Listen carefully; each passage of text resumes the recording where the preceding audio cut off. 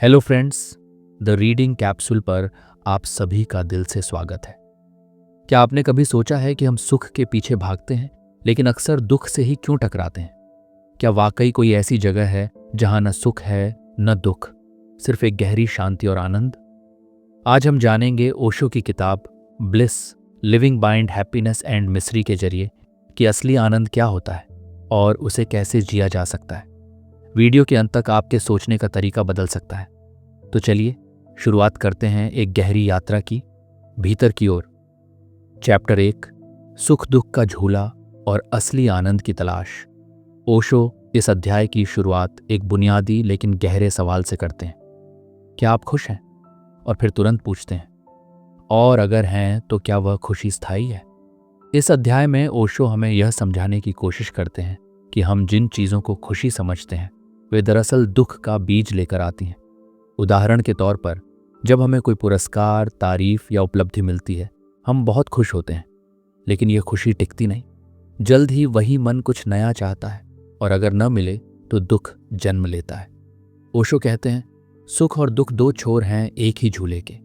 जब तुम एक ओर झूलते हो यानी सुख की ओर, तुम स्वतः ही दूसरी ओर भी जाओगे, दुख की ओर। और इसी झूले में फंसी रहती है आम इंसान की पूरी जिंदगी। हम क्यों भागते हैं सुख के पीछे? इस अध्याय में ओशो मानव मन की एक बहुत गहरी प्रवृत्ति को उजागर करते हैं, खुशी को पकड़ना और दुख से भागना। लेकिन वे कहते हैं कि यही प्रयास हमें लगातार थकाता है, तनाव देता है और अंत में हमें खाली महसूस कराता है। हम बाहरी चीज़ों, रिश्तों, संपत्ति, प्रतिष्ठा में आनंद खोजते हैं, लेकिन ओशो कहते हैं कि ये सब उधार की खुशी है, उधार की खुशी। जब तक ये चीज़ें हैं तब तक मन बहलता है, लेकिन असली आत्मा संतुष्ट नहीं होती। आनंद, ब्लिस क्या है और ये कैसे अलग है? यहाँ ओशो पहली बार ब्लिस शब्द को सुख दुख से अलग परिभाषित करते हैं। वे बताते हैं कि ब्लिस न तो सुख है न ही दुख का अभाव, बल्कि यह एक तीसरी स्थिति है। ब्लिस एक गहरी शांति है जो तब आती है जब हम भीतर के साक्षी भाव में टिक जाते हैं, जब हम अपनी भावनाओं, विचारों और अनुभवों को देखना शुरू करते हैं बिना उनसे चिपके, तब ब्लिस स्वतः प्रकट होती है। ओशो ध्यान, मेडिटेशन को इस आनंद की कुंजी बताते हैं। ध्यान का मतलब है सोचने से हटकर केवल देखने में रह जाना। जो देख रहा है वह ब्लिस का अनुभव करता है और जो सोच रहा है वह हमेशा उलझा रहेगा। मन की चाल और चेतना की दिशा ओशो यह भी बताते हैं कि मन हमेशा दो विपरीतों में बंटा रहता है, सुख और दुख, अच्छा और बुरा, सफलता और असफलता। लेकिन चेतना द्वैत से परे होती है। ब्लिस वही है जो इन दो ध्रुवों के बीच नहीं बल्कि ऊपर मौजूद है। सुख और दुख दोनों अस्थायी हैं। ब्लिस किसी कारण से नहीं बल्कि अपने होने से प्रकट होती है। ध्यान और साक्षी भाव से ही ब्लिस तक पहुंचा जा सकता है। ब्लिस वह स्थिति है जहां जीवन में शांति, मौन और संतुलन अपने आप आता है। अगर ब्लिस वास्तव में हमारे भीतर है तो क्या वजह है कि हम जन्म से लेकर अब तक उसे महसूस नहीं कर पाते? क्या बचपन में, अनजाने में हमने ब्लिस को खो दिया था? और अगर हाँ, तो कब, कैसे और क्यों? इस रहस्य को समझने के लिए सुनिए चैप्टर 2, जहां ओशो हमें ले चलते हैं हमारे ही बचपन और मन की गहराइयों में। चैप्टर 2, बचपन, मासूमियत और आनंद का खो जाना। ओशो इस अध्याय में हमें हमारे बचपन की ओर ले जाते हैं, उस अवस्था की ओर जहां ब्लिस हमारे लिए स्वाभाविक थी। क्या आपने कभी देखा है एक छोटे बच्चे को? उसे किसी चीज़ की ज़रूरत नहीं होती खुश रहने के लिए। वह बिना कारण हंस सकता है, रो सकता है, नाच सकता है, चिल्ला सकता है। उसके भीतर कोई द्वंद्व नहीं होता, न सही न गलत, बस एक शुद्ध अस्तित्व होता है। ओशो कहते हैं कि बचपन में हम ब्लिस के सबसे नज़दीक होते हैं, क्योंकि तब हमारा मन अभी विकसित नहीं हुआ होता, हमारा चेतन अभी कंडीशन्ड नहीं होता, यानी सामाजिक विचारों से भरा नहीं होता। लेकिन जैसे जैसे हम बड़े होते हैं, समाज हमें सिखाना शुरू करता है क्या अच्छा है, क्या बुरा है, क्या करना चाहिए, क्या नहीं करना चाहिए, कब मुस्कुराना है, कब चुप रहना है।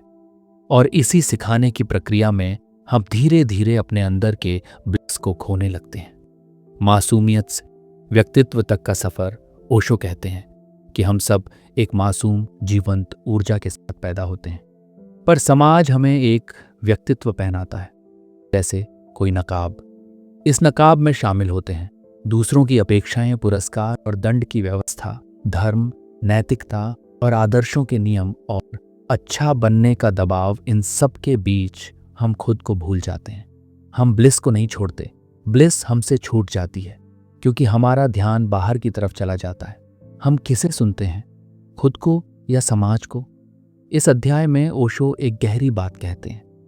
जब तुम अपने भीतर की आवाज से कट जाते हो तो तुम बाहरी आवाजों के गुलाम बन जाते हो। हम अपने दिल की जगह दिमाग की बात मानने लगते हैं। दूसरे लोग हम बताते हैं कि हमें क्या बनना चाहिए, क्या चाहिए, कैसे जीना चाहिए, और हम ब्लिस से उतने ही दूर होते जाते हैं। क्या समाधान है? ओशो का जवाब है, वापस लौटो, अपने बचपन की उस अवस्था को फिर से महसूस करो जहां तुम बिना डर के, बिना भूमिका निभाए बस थे। ब्लिस को फिर से पाने के लिए मासूम बनना होगा, और यह मासूमियत अज्ञानता नहीं बल्कि जागरूकता से भरी होती है। ध्यान एकमात्र तरीका है जो तुम्हें बचपन की उस मौलिक अवस्था की ओर वापस ले जा सकता है, पर इस बार समझदारी और जागरूकता के साथ। ब्लिस बचपन में हमारे साथ होती है, पर सामाजिक कंडीशनिंग से खो जाती है। समाज हमें जो बनाता है उसमें हमारा सच्चा मैं दब जाता है। ब्लिस को पाने के लिए हमें भीतर की मासूमियत और सच्चाई से फिर से जुड़ना होगा। ध्यान ही वह माध्यम है जो हमें भीड़ से निकालकर भीतर की यात्रा पर ले जाता है। अगर ब्लिस बचपन में हमारे साथ थी और हम उसे समाज की वजह से खो बैठे, तो क्या समाज और आध्यात्मिकता एक दूसरे के विरोधी हैं? क्या हमें ब्लिस पाने के लिए दुनिया को त्यागना होगा, या हम दुनिया में रहते हुए भी ब्लिस में जी सकते हैं? इन्हीं गहरे प्रश्नों का उत्तर छिपा है चैप्टर 3 में, जहां ओशो हमें बताते हैं ब्लिस और संसार के संबंध की असली प्रकृति। चैप्टर 3, ब्लिस और संसार, क्या दोनों साथ संभव हैं? पिछले अध्याय में ओशो ने बताया कि ब्लिस यानी आनंद हमारी मौलिक अवस्था है जिसे हमने बचपन में अनुभव किया था, लेकिन समाजीकरण की प्रक्रिया में खो दिया। अब सवाल यह है, क्या ब्लिस को पाने के लिए हमें समाज से दूर जाना होगा या हमें संसार को त्यागना होगा? यही सवाल इस अध्याय का केंद्र है, और इसका उत्तर है नहीं। ब्लिस संसार से भागने में नहीं, उसे समझने में है। ओशो बहुत स्पष्टता से कहते हैं कि ब्लिस पाने के लिए सन्यासी बनना, पहाड़ों में चले जाना या दुनिया छोड़ देना जरूरी नहीं है। असल में अगर ब्लिस को किसी विशेष परिस्थिति की जरूरत हो तो वह ब्लिस नहीं, एक और मन की पकड़ है। ब्लिस एक आंतरिक स्थिति है और वह कहीं भी, किसी भी हालात में अनुभव की जा सकती है अगर तुम जागरूक हो। इसलिए संसार को छोड़ने की बात नहीं है, संसार के मोह से बाहर आने की बात है। ब्लिस और अटैचमेंट में अंतर, हम जब दुनिया में रहते हैं तो हम चीज़ों से चिपक जाते हैं, रिश्तों से, विचारों से, स्थिति से, पहचान से। ओशो समझाते हैं कि ब्लिस तभी संभव है जब आप इनसे मुक्त होकर जीना सीखें। इसका मतलब यह नहीं कि आप चीज़ों को छोड़ दें, बल्कि यह कि आप उन्हें संपूर्ण जागरूकता के साथ अनुभव करें, लेकिन बिना चिपके। उदाहरण के लिए, एक फूल को देखो, उसकी सुंदरता को सराहो, लेकिन उसे तोड़ो मत। किसी को प्रेम करो, लेकिन उसे स्वामित्व की तरह मत जियो। धन कमाओ, लेकिन धन के गुलाम मत बनो। जब तुम जी रहे होते हो लेकिन जुड़े नहीं होते, तब ब्लिस अपने आप घटित होती है। काम, परिवार, जिम्मेदारी, क्या इनसे ब्लिस संभव है? ओशो कहते हैं, हाँ, बिल्कुल संभव है। बल्कि यही तो असली चुनौती है कि आप ध्यान और साक्षी भाव के साथ रोजमर्रा की जिंदगी में जीना सीखें। यही सच्चा अध्यात्म है।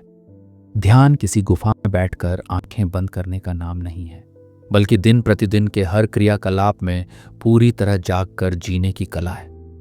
जब तुम हर क्षण में जागरूक हो जाते हो तो ब्लिस एक स्टेट ऑफ डूइंग नहीं, एक स्टेट ऑफ बीइंग बन जाती है। तो फिर क्या करना है? अपने भीतर उतरना है, बाहर भागना नहीं, संसार को त्यागना नहीं, उसे ध्यान के साथ देखना है। जो भी करो, बोलना, खाना, चलना, काम करना, उसे पूर्ण उपस्थिति के साथ करो। यही ध्यान है, यही साधना है, और यही ब्लिस की ओर रास्ता भी। ब्लिस और संसार विरोधी नहीं है, दोनों साथ संभव है। असली बात है अटैचमेंट को छोड़ना, न कि चीज़ों को ध्यान और साक्षी भाव के साथ जीवन जीने से ब्लिस स्वतः प्रकट होती है। ब्लिस बाहर से नहीं आती, वह भीतर है। जागो और देखो, अगर ब्लिस बाहर की किसी चीज़ पर निर्भर नहीं करती तो क्या हमारा शरीर और मन ब्लिस के रास्ते में रुकावट है? क्या ब्लिस पाने के लिए हमें शरीर और मन को नकारना होगा या इन्हें समझकर पार करना होगा? इन्हीं गहरे सवालों की खोज हमें ले जाएगी चैप्टर 4 में, जहां ओशो हमें बताते हैं शरीर, मन और आत्मा के वास्तविक संबंध के बारे में। चैप्टर 4, शरीर, मन और आत्मा, ब्लिस की राह के 3 द्वार। इस अध्याय में ओशो उस मूलभूत सवाल का जवाब देते हैं जो पिछले अध्याय से हमारे भीतर गूंज रहा था। क्या शरीर और मन ब्लिस पाने की राह में बाधा है? ओशो कहते हैं, नहीं, न शरीर बाधा है न मन। असल में ये दोनों ब्लिस की ओर जाने वाले जरूरी पड़ाव हैं।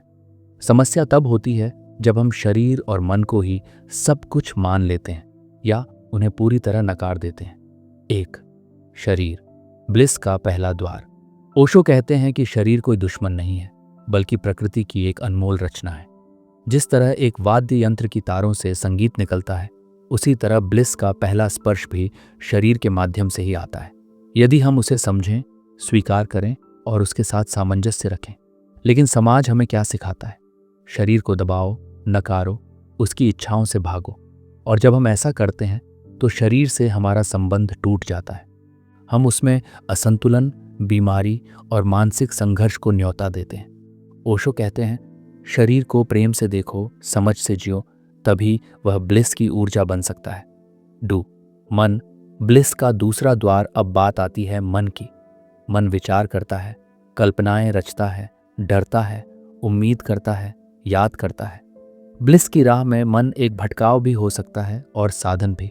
यदि मन भ्रमित है तो वह तुम्हें भूत या भविष्य में घसीटता है और ब्लिस केवल अब और यहीं में पाई जा सकती है। लेकिन अगर तुम मन को जागरूकता से देखना सीखो, तब वही मन एक पुल बन जाता है आत्मा की ओर।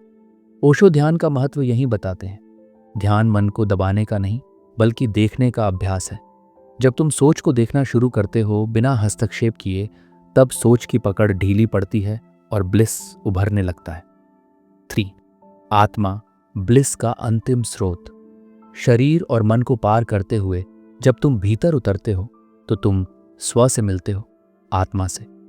ओशो के अनुसार ब्लिस आत्मा का स्वाभाविक गुण है। जब बाहरी परतें शांत हो जाती हैं, तब आत्मा की मौन उपस्थिति में ब्लिस स्वयं प्रकट हो जाती है। इस अवस्था में कोई कारण नहीं चाहिए आनंद के लिए, कोई बाहरी सहारा नहीं चाहिए। तुम बस हो और वह होना ही परम सुख है। ओशो की महत्वपूर्ण सलाह, शरीर से लड़ो मत, उसे समझो, मन को दबाओ मत, उसे देखो, आत्मा को खोजो नहीं, बस खाली हो जाओ। वह प्रकट हो जाएगी। ब्लिस न तो भागने से मिलती है न पकड़ने से। ब्लिस मौन की कोख से जन्म लेती है।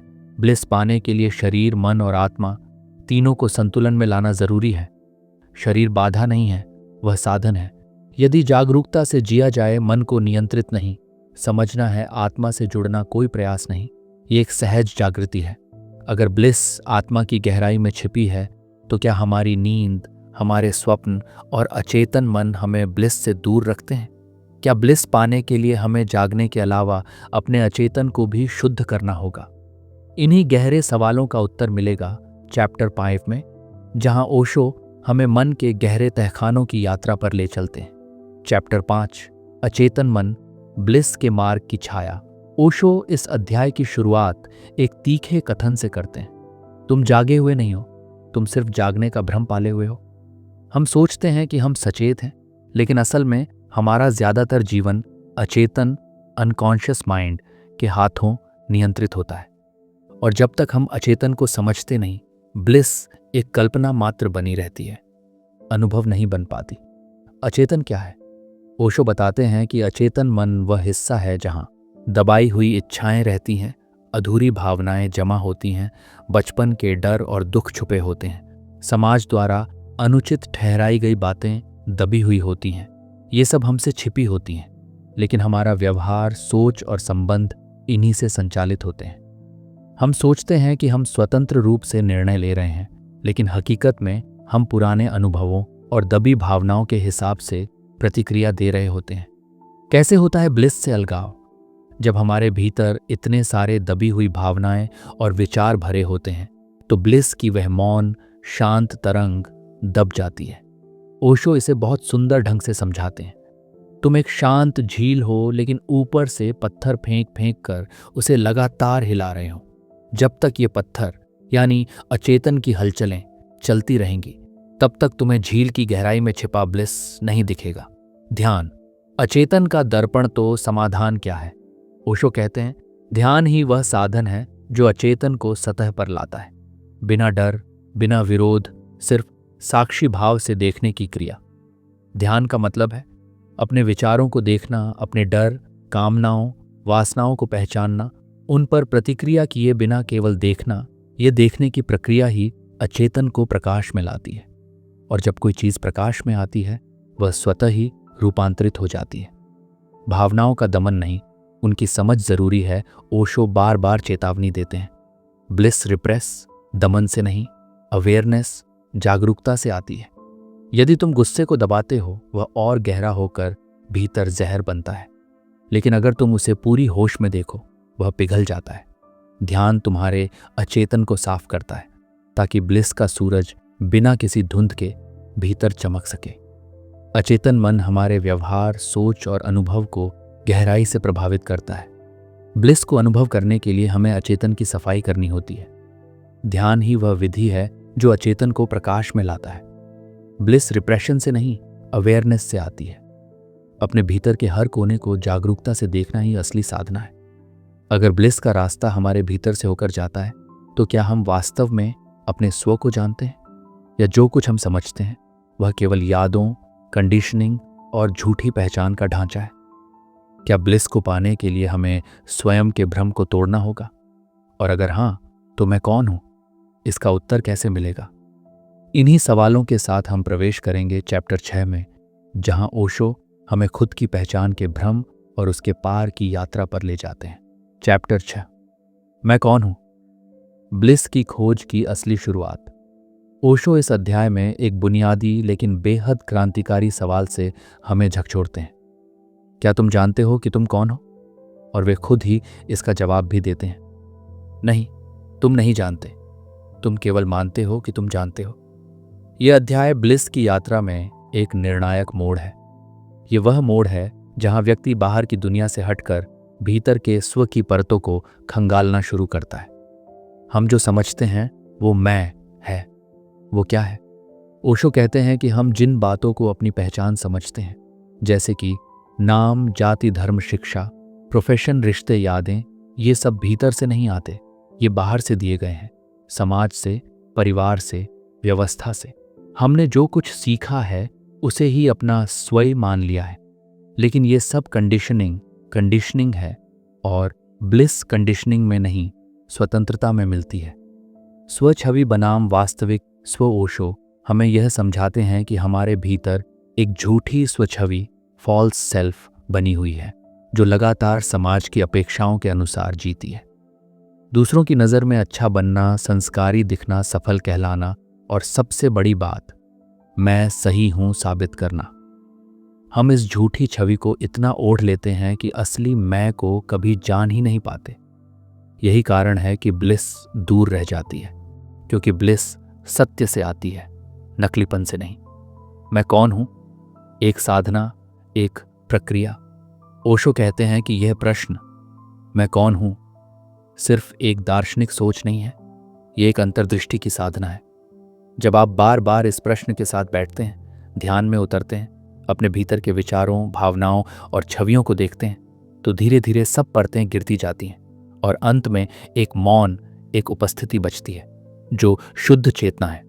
वही है ब्लिस की खोज, अपने झूठे मैं से मुक्ति। ब्लिस कोई बाहरी अनुभव नहीं है, ये तब घटित होती है जब मैं यह हूं का भ्रम गिरता है, और जो शेष बचता है वही सत्य है, वही ब्लिस है। ओशो ध्यान की एक विधि सुझाते हैं, जब भी समय मिले खुद से यह प्रश्न करो, मैं कौन हूं, और हर उत्तर को देखने के बाद उसे छोड़ दो। ये छोड़ना ही धीरे धीरे उस केंद्र तक पहुंचाता है जहां ब्लिस स्वयं निवास करती है। हमारा मैं समाज, परिवार, और अनुभवों से बना एक ढांचा है। वह हमारा असली स्व नहीं। ब्लिस पाने के लिए इस झूठी पहचान से मुक्त होना जरूरी है। मैं कौन हूं? यह सवाल कोई विचार नहीं बल्कि ध्यान की चाबी है। जब मैं गिरता है तब ब्लिस प्रकट होती है। जैसे अंधेरे के हटते ही प्रकाश। अगर असली ब्लिस तब मिलती है जब झूठा मैं टूटता है, तो क्या ईगो, अहंकार ही वो दीवार है जो हमें ब्लिस से दूर रखती है? क्या ब्लिस तक पहुंचने के लिए हमें ईगो की प्रकृति को समझना और उसका अंत करना जरूरी है? और अगर हां, तो ईगो का जन्म कैसे होता है और कैसे इसे सहजता से छोड़ा जा सकता है? इन्हीं सवालों का उत्तर मिलेगा चैप्टर 7 में, जहां ओशो अहंकार की सबसे गहरी परतों का खुलासा करते हैं। चैप्टर 7, अहंकार, ईगो, ब्लिस के रास्ते की सबसे गुप्त रुकावट। ओशो इस अध्याय में ब्लिस की यात्रा के उस सबसे गुप्त लेकिन सबसे जोरदार शत्रु को उजागर करते हैं, ईगो यानी अहंकार। वे कहते हैं, ब्लिस कोई उपलब्धि नहीं है बल्कि एक घटना है जो तभी घटती है जब अहम हटता है। लेकिन समस्या ये है कि ईगो हमें इतनी स्वाभाविक लगती है कि हम उसे मैं समझ लेते हैं। और यही सबसे बड़ा भ्रम है, ब्लिस से दूरी का सबसे बड़ा कारण। ईगो की रचना कैसे होती है? ओशो कहते हैं कि ईगो जन्म से नहीं आती। ईगो को धीरे धीरे बनाया जाता है, दूसरों की प्रतिक्रियाओं से, तारीफों और आलोचनाओं से। बचपन से जब हमें बार बार कहा जाता है, तुम अच्छे हो, तुम बेकार हो, तुम दूसरे से बेहतर हो, शर्म करो, स्मार्ट बनो, दूसरे क्या कहेंगे, तो धीरे धीरे हम दूसरों की नज़रों से खुद को देखने लगते हैं। हम एक छवि बना लेते हैं और वही छवि बन जाती है ईगो। ईगो असल में हमारी रक्षा की दीवार है जो हमने खुद को चोट से बचाने के लिए खड़ी की है। ईगो का रूप कैसा होता है? ईगो एक फॉर्म नहीं है, ये कई रूपों में आती है। सुपीरियर ईगो, मैं सबसे बेहतर हूँ। इन्फीरियर ईगो, मैं किसी लायक नहीं, ये भी अहंकार का ही रूप है। रिलीजियस ईगो, मैं तो बहुत आध्यात्मिक हूँ, दूसरे मूर्ख हैं। मॉडेस्ट ईगो, मैं तो कुछ नहीं, सब भगवान की कृपा है, पर भीतर गर्व होता है। ओशो कहते हैं, ईगो चाहे किसी भी रूप में हो, वह तुम्हें ब्लिस से काट देती है, क्योंकि ईगो हमेशा ज्यादा, कम, मुकाबले और अलगाव में जीती है, और ब्लिस सिर्फ एकता में संभव है। ईगो और ब्लिस एक साथ संभव नहीं। ईगो चाहती है नियंत्रण, पहचान, श्रेष्ठता, सराहना, जबकि ब्लिस तब आती है जब तुम नियंत्रण छोड़ते हो, पहचान मिटती है, श्रेष्ठता का भ्रम टूटता है और तुम मौन हो जाते हो। ईगो संघर्ष है, ब्लिस समर्पण है। इसलिए ओशो कहते हैं, या तो ईगो रह सकती है या ब्लिस, दोनों साथ नहीं। ईगो को कैसे छोड़ा जाए? ईगो को तोड़ा नहीं जा सकता, उसे सिर्फ देखा जा सकता है, पूरे होश से, बिना विरोध के। जैसे ही तुम ईगो को पकड़ते हो, उसकी हर चाल, हर प्रतिक्रिया को सिर्फ देखना शुरू करते हो, वह धीरे धीरे कमजोर पड़ने लगती है। ध्यान, मौन और साक्षी भाव ही हैं ईगो के विघटन की चाबी। ईगो हमारी बनाई हुई छवि है जो दूसरों की नजरों से बनी है। ईगो कई रूपों में आती है, superiority, inferiority, even humility. Bliss और ईगो एक साथ संभव नहीं। ईगो को दबाओ मत, सिर्फ होश से देखो, वह स्वयं गिर जाएगी। ब्लिस तब आता है जब ईगो का अंत होता है और मैं की जगह मौन रह जाता है। चैप्टर 8, ब्लिस को दुनिया के बीच जीना, साधु नहीं, सजग रहो। ओशो इस अध्याय की शुरुआत एक बेहद जरूरी लेकिन गलत समझे गए मुद्दे से करते हैं। क्या ब्लिस पाने के लिए हमें समाज, परिवार, जिम्मेदारियों और संबंधों को त्यागना जरूरी है? और उनका उत्तर है बिल्कुल नहीं। ओशो कहते हैं, ब्लिस एक बाहर जाने की नहीं, भीतर लौटने की यात्रा है। और ये यात्रा कहीं भी शुरू हो सकती है, घर में, बाजार में, रिश्तों में, काम में, हर जगह। समाज से भागो मत, उसे एक प्रयोगशाला बनाओ। ओशो यह स्पष्ट करते हैं कि ब्लिस को केवल हिमालय की गुफाओं में खोजने की धारणा गलत है, बल्कि असली चुनौती और सुंदरता ये है कि व्यस्तता के बीच मौन को पाना, दुनिया के शोर में खुद की आवाज सुनना, भीतर रहकर बाहर को देखना, भीड़ में होकर अकेले जागे रहना, यही असली ध्यान है, यही असली साधना है। सामाजिक जीवन एक अवसर है, बाधा नहीं। ओशो समझाते हैं कि जो व्यक्ति समाज से भागता है वह अक्सर ब्लिस के लिए नहीं, बल्कि अपने मन की उलझनों, भावनाओं और संघर्षों से भाग रहा होता है। ब्लिस तब आती है जब तुम काम कर रहे हो, और फिर भी भीतर मौन हो रिश्तों में हो, और फिर भी प्रतिक्रिया की जगह साक्षी भाव हो भीड़ में हो, और फिर भी अपने केंद्र पर टिके रहो। यानी ब्लिस एक आंतरिक स्थिति है, न कि भौगोलिक। सच्चा संन्यास क्या है? ओशो एक जरूरी भेद करते हैं। संन्यास का अर्थ है भीतर जागना, न कि बाहर से अलग दिखना। लाल कपड़े, माला, गुफा, त्याग, ये सब बाहरी प्रतीक हैं। लेकिन ब्लिस तब घटती है जब तुम्हारे भीतर इच्छा शांत हो, तुम अहंकार से खाली हो, तुम हर क्षण को पूरा जियो। जागरूक होकर सन्यासी वह है जो हर स्थिति में ब्लिस से जुड़ा रहे, चाहे वह सीईओ हो या किसान। ध्यान का नया रूप, सक्रिय जीवन में जागरूकता। ओशो ध्यान को सिर्फ आंखें बंद कर बैठने तक सीमित नहीं करते। वह कहते हैं हर क्रिया एक ध्यान बन सकती है अगर तुम उसे पूरी जागरूकता से करो। खाना खाना, चलना, बोलना, सुनना, प्यार करना, रोना, हर चीज ब्लिस का द्वार बन सकती है अगर तुम पूरी तरह होश में हो। ब्लिस पाने के लिए समाज या संबंधों से भागना जरूरी नहीं है। असली साधना दुनिया के बीच रहते हुए जागरूक रहने में है। ध्यान सिर्फ गुफा में नहीं, हर क्रिया में हो सकता है। सच्चा सन्यासी वह है जो भीतर से स्वतंत्र हो, बाहर चाहे जो भी हो। ब्लिस एक भीतरी स्थिति है, न कि कोई विशेष स्थान। अगर ब्लिस कहीं भी संभव है तो क्या हम हर रोज की सामान्य जिंदगी में ही उसे अनुभव कर सकते हैं? क्या नींद से लेकर ऑफिस, घर, परिवार, सब कुछ ब्लिस के अनुभव का माध्यम बन सकते हैं?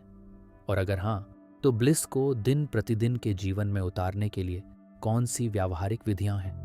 क्या ब्लिस सिर्फ एक अनुभव है या वह जीवन जीने का तरीका बन सकता है? इन्हीं गहरे लेकिन व्यावहारिक सवालों के उत्तर मिलेंगे चैप्टर 9 में, जहां ओशो ब्लिस को जीवन की शैली बनाने की कला सिखाते हैं। चैप्टर 9, ब्लिस को जीवन की शैली बनाना, अनुभव से अस्तित्व तक। ओशो इस अध्याय में ब्लिस को केवल एक क्षणिक अनुभव नहीं, बल्कि एक स्थायी जीवन शैली बनाने की बात करते हैं। वे कहते हैं ब्लिस कोई घटना नहीं जो कभी कभी घटे। ब्लिस एक सतत स्थिति है, जब तुम होश में हो, जब तुम अपने साथ हो। अब तक ब्लिस एक अनुभव के रूप में समझाई गई, लेकिन अब ओशो इसे जीवन का तरीका बनाने की दिशा दिखाते हैं। ब्लिस अब अनुभव नहीं, अब अस्तित्व। बहुत लोग ध्यान करते हैं, साधना करते हैं और कुछ देर के लिए ब्लिस का स्वाद पाते हैं, लेकिन जैसे ही वे रोजमर्रा की भागदौड़ में लौटते हैं, ब्लिस खो जाती है। ओशो पूछते हैं क्या ब्लिस सिर्फ ध्यान कक्ष तक सीमित है? क्या ब्लिस और जिंदगी अलग अलग चीजें हैं? उनका उत्तर है नहीं। ब्लिस को अपनी श्वास, अपनी चाल, अपनी बातों, अपने संबंधों, सबका हिस्सा बनाओ। तभी ब्लिस टिकेगी, तभी वह तुम हो जाओगे। ब्लिस की निरंतरता कैसे लाएं? ओशो ब्लिस को टिकाऊ बनाने के लिए 3 आयाम सुझाते हैं। 1, जागरूकता, अवेयरनेस। हर क्रिया में जागरूक रहो। बस यहीं से शुरू होता है स्थायी ब्लिस। खाना खा रहे हो, पूरी उपस्थिति के साथ खाओ। बोल रहे हो, हर शब्द को देखो, हर भाव को महसूस करो। 2, स्वीकृति, एक्सेप्टेंस। ब्लिस तब तक पूरी नहीं हो सकती जब तक तुम अपने जीवन को पूरी तरह स्वीकार नहीं करते। जैसा है, जैसा नहीं है, सब कुछ। असंतोष ब्लिस को तोड़ता है, स्वीकृति ब्लिस को गहराता है। 3, प्रामाणिकता, ऑथेंटिसिटी। दूसरों को खुश करने के लिए मत जियो, नकली मुस्कानें मत ओढ़ो। जो हो, जैसे हो, वैसे हो जाओ। ब्लिस सिर्फ वहीं फूटती है जहां झूठ नहीं होता। Bliss presence plus purity plus peace. Osho कहते हैं ब्लिस तुम्हारे भीतर है, लेकिन तुम्हें अपनी चेतना को इतना साफ और मौन करना होगा कि वह झलक सके। तुम्हें ब्लिस पाने के लिए कुछ नहीं करना है, तुम्हें केवल जो भी कर रहे हो उसमें जागो, सच्चे बनो और शांत रहो। ब्लिस को शैली बनाना, आध्यात्मिक परिपक्वता। यह अध्याय हमें यह सिखाता है कि ब्लिस को रोज की जिंदगी में कैसे जिया जाए। जागते हुए ब्लिस, बोलते हुए ब्लिस, रिश्तों में ब्लिस, संघर्षों के बीच ब्लिस, काम में ब्लिस, थकावट में ब्लिस। ये कोई सिद्धि नहीं, बल्कि एक स्थायी जीवन दृष्टि है। ब्लिस अनुभव नहीं, बल्कि एक निरंतर स्थिति बन सकती है। इसके लिए जरूरी है जागरूकता, स्वीकृति और प्रामाणिकता। ब्लिस को जीवन के हर कोने में उतरने दो, तभी वह टिकेगी। ब्लिस तभी स्थायी होती है जब हम खुद को जीना शुरू करते हैं, बिना डर और बिना दिखावे के। अगर ब्लिस जीवन का स्थायी हिस्सा बन सकती है, तो क्या दुख और ब्लिस एक ही जीवन में एक साथ रह सकते हैं? क्या ब्लिस का मतलब है कि अब जीवन में कोई पीड़ा नहीं होगी, या ब्लिस का मतलब है कि अब पीड़ा भी हमें तोड़ नहीं पाएगी? अगले अध्याय में ओशो इसी विरोधाभास को संबोधित करते हैं, जहां ब्लिस और पीड़ा के संबंध को पूरी स्पष्टता और गहराई से उजागर किया जाता है। चैप्टर 10, ब्लिस और पीड़ा, क्या ये दोनों साथ रह सकते हैं? यह अध्याय एक बहुत ही महत्वपूर्ण प्रश्न उठाता है। अगर ब्लिस हमारे भीतर है तो दुख क्यों आता है? क्या ब्लिस और पीड़ा दोनों एक साथ अनुभव किए जा सकते हैं? ओशो इस भ्रम को तोड़ते हैं कि ब्लिस का अर्थ है दुख का अंत। वो कहते हैं ब्लिस कोई भावनात्मक हाई नहीं है, ब्लिस दुख के होने का नाम भी नहीं है। ब्लिस वह चेतना है जो दुख को पूरी स्पष्टता से देख पाती है और फिर भी अशांत नहीं होती। दुख को हटाओ मत, उसे देखो। ओशो के अनुसार दुख से भागना ब्लिस के विरुद्ध है। जो ब्लिस में जीता है वह दुख से डरता नहीं, बल्कि वह दुख को पूरी गहराई से अनुभव करता है, उसे समझता है और फिर उस अनुभव से गुजरकर और अधिक परिपक्व होता है। दुख कोई बाधा नहीं है, वह तुम्हारे भीतर ब्लिस की संभावना को गहराने का माध्यम बन सकता है। ब्लिस, दुख के पार जाने की क्षमता, ब्लिस का अर्थ है तुम्हारे भीतर ऐसा मौन, ऐसी स्थिरता, ऐसी जागरूकता हो जो रोने दे लेकिन बहने न दे, चोट को महसूस करे लेकिन टूटे नहीं, जीवन की नश्वरता को स्वीकार करे। लेकिन डर के बिना दुख जब होश में जिया जाता है तो वह एक मार्ग बनता है, लेकिन जब दुख से भागा जाता है वह बंधन बनता है। पीड़ा के साथ रहकर ब्लिस को खोजना एक साहसी कार्य। ओशो मानते हैं कि ब्लिस की सबसे बड़ी परीक्षा दुख के समय होती है। कोई अपना चला जाए, जीवन में कोई बड़ी हानि हो जाए, अंदर टूटन हो, अकेलापन हो, असफलता हो, तो भी क्या तुम भीतर उस मौन को सुन सकते हो? क्या तुम अब भी जागे हुए रह सकते हो? क्या तुम खुद को देखकर मुस्कुरा सकते हो, भले ही आंखों में आंसू हों? यही ब्लिस है। ब्लिस कोई भावना नहीं, ये तुम्हारा केंद्र है। भावनाएं बदलती हैं, कभी हंसी, कभी गुस्सा, कभी डर, कभी प्रेम, लेकिन ब्लिस वह तुम्हारा गवाह भाव है जो इन सब भावनाओं को देख रहा है पर खुद उनसे उलझता नहीं। ब्लिस वह आकाश है जिसमें बादल आते हैं और चले जाते हैं, लेकिन आकाश कभी नहीं बदलता। ब्लिस दुख से मुक्त होने का नाम नहीं, बल्कि दुख के पार जाने की कला है। ब्लिस तुम्हारे भीतर की वह जागरूकता है जो हर अनुभव को पूरे होश में देख सकती है। ब्लिस और पीड़ा विरोधी नहीं है। ब्लिस वह शक्ति है जो पीड़ा में भी टूटने नहीं देती। ब्लिस एक भाव नहीं, एक चेतना है। तो दोस्तों, इस अध्याय में हमने ये समझा कि ब्लिस का मतलब सिर्फ खुशी में मुस्कुराना नहीं, बल्कि दुख में भी शांत और सजग रहना है। ब्लिस वो आंतरिक शक्ति है जो हमें जीवन की हर परिस्थिति में टूटने नहीं देती, बल्कि गहराई से जीना सिखाती है। ओशो हमें सिखाते हैं ब्लिस कोई भाव नहीं, कोई दौलत नहीं, बल्कि एक जागरूक जीवन जीने की कला है। अगर यह बातें आपको थोड़ी भी छू गई हों तो वीडियो को लाइक करें और ऐसे किसी दोस्त से ज़रूर शेयर करें जिसे अभी भीतर की शांति की तलाश है। और अगर आप ऐसे ही और विचारशील, सच्चे और गहरे कंटेंट से जुड़ना चाहते हैं तो रीडिंग कैप्सूल को सब्सक्राइब करें और बेल आइकन दबाना ना भूलें। मिलते हैं अगले वीडियो में एक नई अंतर्दृष्टि के साथ। तब तक जागरूक रहें, शांत रहें, ब्लिसफुल रहें। धन्यवाद।